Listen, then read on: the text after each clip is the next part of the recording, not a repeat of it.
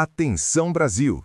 O que era bastidor agora virou debate público. Um possível racha na direita coloca Eduardo Bolsonaro em rota de colisão com Nicolas Ferreira e Michele Bolsonaro. Clima tenso, discursos diferentes e muita especulação nos bastidores. Quero saber sua opinião. Isso é divergência normal ou divisão perigosa? Comenta aqui embaixo, curte o vídeo, se inscreve no canal e compartilhe agora. Suficiente o engajamento de aliados ligados ao ex-presidente Jair Bolsonaro na campanha de Flávio, a campanha a presidente da República. Ele declarou ver amnésia por parte de Michele Bolsonaro e Nicolas Ferreira em relação ao apoio ao irmão. Nós temos duas declarações, uma do Eduardo e depois eu volto a trazer a declaração também do Nicolas. Vamos conferir. Nicolas e Michele estão jogando o mesmo jogo, né? Você vê que um lado a lado compartilha o outro e se apoia o outro na rede social. Só estão com uma amnésia aí, talvez, né, não sei por qual motivo. A melhor pergunta é perguntar a eles, eu não quero gerar mais polêmica, mas eu acho que todo mundo está vendo o que está acontecendo. Né? O Nicolas está no seu primeiro mandato de deputado federal e é muito simples, né? Tanto ele, até a Michele que não tem mandato, é muito simples você enxergar o cenário. A eleição está polarizada. Vai ser Flávio Bolsonaro contra Lula. Você não precisa sentar com Flávio Bolsonaro para ver o que o Flávio Bolsonaro tem a propor, né, para qualquer área que for, mas você embarcar. Mas a Michele também sofre dessa amnésia? Com certeza. Né? Eu não estou vendo ela apoiar o Flávio Bolsonaro. Eu não estou falando, eu estou falando alguma surpresa aqui. Ninguém precisa... não é o caso de vocês, por favor, tá, Raquel? Não estou me dirigindo a senhora, não. Mas não é para escandalizar ninguém. Eu, pelo menos, não vi nenhum apoio da Michele, nenhum post a favor do Flávio. Ela compartilha o Nicolas a toda hora. Não sei o que está faltando. Tem que ser uma pergunta a ser feita para ela. Pois é, essa declaração do Eduardo foi dada ao SBT News na sexta-feira. No sábado, o Nicolas Ferreira visitou o ex-presidente Jair Bolsonaro na Papudinha e aí ele deu uma declaração, falou com jornalistas após sair aí dessa visita e deu uma declaração falando que o Eduardo não está bem. Vamos conferir. Vocês falaram sobre o apoio ao Flávio, ontem o Eduardo fez algumas críticas ao senhor, falou que o senhor seria propício ao apoio ao Flávio. Você chegou a conversar isso com o presidente? Olha, primeiro que eu discordo que eu tenha amnésia e que a Michele tenha amnésia. Eu me lembro muito bem de todos os anos que eu fui atacado injustamente e diante das situações, né, que estão acontecendo, nós temos o pai dele preso, sofrendo dificuldades de saúde, você tem as pessoas do dia 8 presas e precisando da derrubada do veto da dosimetria, você tem o STF envolvido em diversos escândalos, você tem o Lula literalmente fazendo de tudo para poder destruir esse país e a prioridade é nos atacar. Então isso diz muito mais sobre ele do que a mim. E assim, bater em mim eu já estou acostumado. Já tem mais de 3 anos que eles estão aí nessa saga, mas, sabe, deixa a Michele viver o calvário dela. Ela, acima de tudo, é uma esposa, ela é uma mãe que tem que cuidar de uma filha, que está vindo aqui todos os dias preparando alimento para o marido dela, de 70 anos, que está preso injustamente. Então eu acho que o Eduardo não está bem. E eu realmente faço questão de não perder meu tempo com essas divergências, porque eu acredito que a gente tem um Brasil para salvar. Olha, a minha dúvida é como estar bem. Como estar bem quem teve que deixar o Brasil. Porque, veja, um foge de perseguição, Eduardo Bolsonaro. O outro foge de corrupção, Lulinha, filho do Lula. E tá tudo bem com Lulinha. A imprensa não fala, a imprensa seletiva, a imprensa da manchete seletiva, pode tratar de Toffoli, de Moraes, de Banco Master, mas trata de Lulinha? Trata de Frei Chico? Ou só bate em Bolsonaro? Só bate em Eduardo Bolsonaro? Como é que o cara vai estar bem? Veja, não estou falando do ponto de vista, mas ele está doente, ele está... Não. Como é que o cara vai estar numa boa, com o pai preso no Brasil, ele tendo que deixar o país, sem passaporte, pedindo asilo nos Estados Unidos, perdeu salário, a esposa com a conta bloqueada. Ô Nicolas, como é que vai estar tudo bem com o Eduardo? Me dá um caminho para estar tudo bem com o Eduardo. Não é? Só que tem um detalhe, que até hoje pela manhã foi assunto em casa já, para ter uma ideia, porque eu sabia o que viria pela frente com relação à pauta. Embora a gente nunca combine o que vai acontecer aqui, eu imaginei que essa pauta surgiria.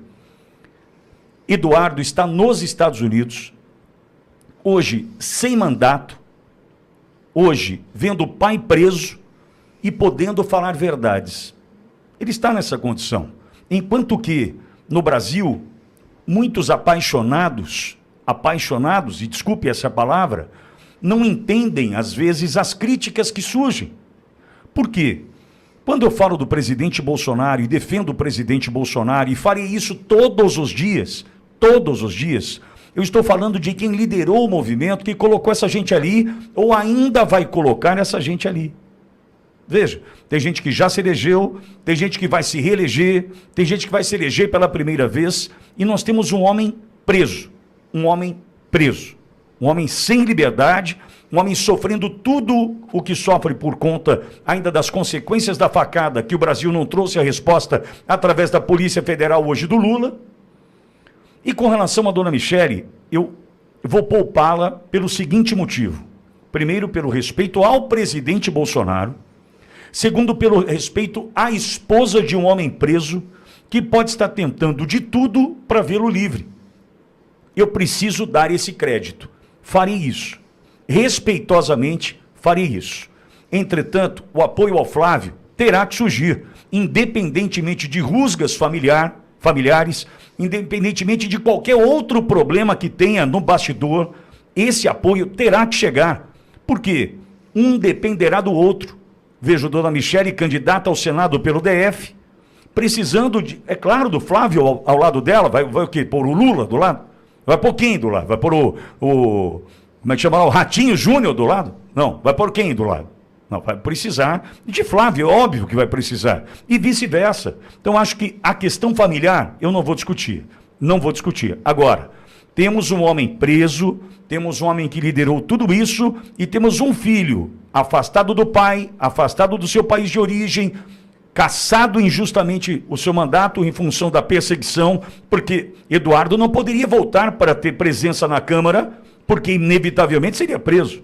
Então, Olavo, é só uma questão da gente acertar a carga e tentar mostrar o seguinte: foi Bolsonaro que ajudou a eleger toda essa turma aí. A gente vai encarar isso de frente e vai defender o presidente Bolsonaro ou não vai? A anistia virou dosimetria. Já não atende o presidente Bolsonaro. A gente vai achar que está tudo bem para ficar disputando o espólio, a herança de um homem vivo? Até quando, Olavo? Eduardo sobe a régua de maneira interessante, e com as razões dele, né? Tá lá, tá longe, pai preso, perdeu a sua condição de deputado, bem colocou o Pittoli. Sobe a régua. A expectativa de Eduardo nesse momento é o apoio intenso. Porque olhando de fora o país, sabe, amigo ouvinte, às vezes a gente está numa crise pessoal e eu sempre tenho um conselho que é: sobe no drone e olha de cima. Eduardo está olhando de cima, está fora do contexto aqui. Então ele quer uma subida de valores, uma subida de apoio, o que seria visivelmente também muito necessário nesse momento o fechamento com o Flávio. Sobre a questão de perfil, é interessantíssimo. Eduardo é contundente.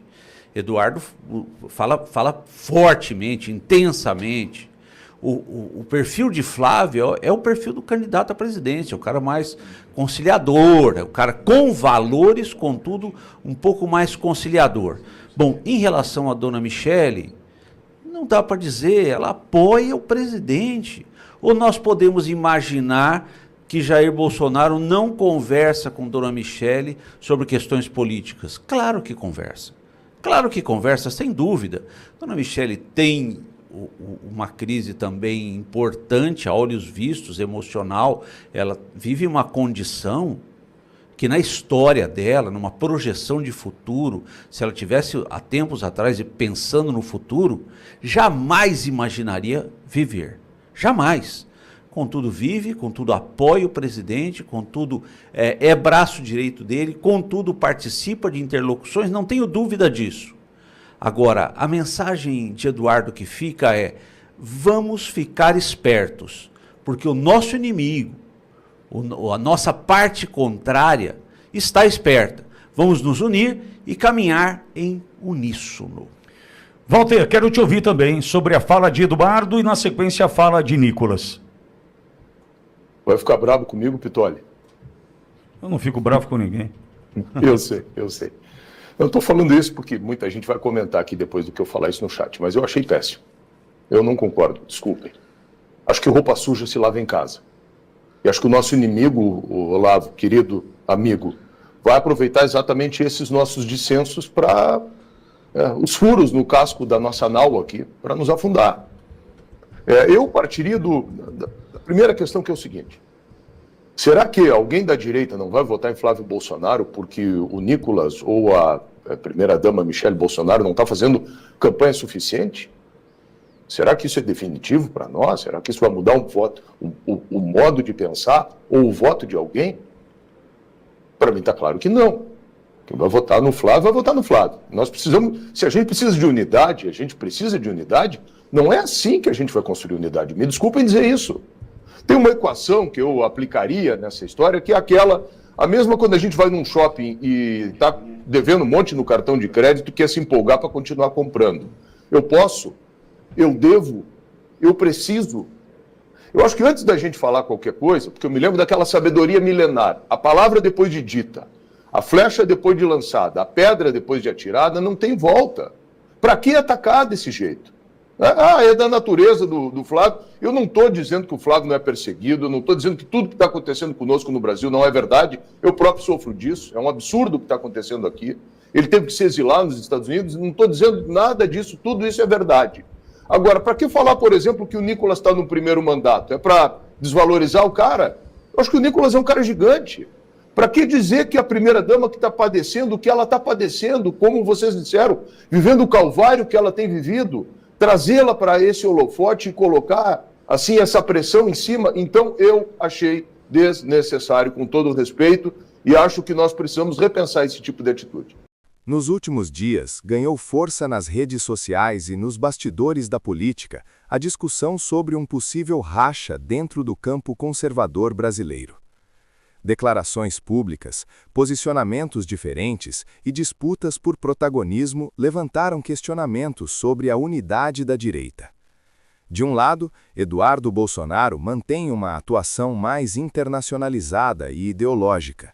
Do outro, Nicolas Ferreira vem crescendo como um dos principais nomes da nova geração conservadora, enquanto Michele Bolsonaro desponta como figura forte junto à base evangélica e feminina. Essas diferenças não significam necessariamente ruptura, mas revelam algo comum em movimentos políticos grandes: disputa por espaço, narrativa e liderança. O problema é quando essas divergências se tornam públicas demais e passam a gerar ruído entre apoiadores. A pergunta central é: isso enfraquece ou fortalece a direita? Para alguns, o debate interno é saudável. Para outros, a falta de alinhamento pode custar apoio popular e capital político. O cenário mostra que a direita brasileira não é homogênea e vive um momento de redefinição. Quem vai liderar? Quem vai unir? Ou estamos vendo apenas ajustes naturais antes de decisões maiores? Agora é com você. Você acha que existe mesmo um racha ou isso é exagero da mídia e das redes? Deixe sua opinião nos comentários, curta o vídeo, se inscreva no canal e compartilhe para ampliar o debate.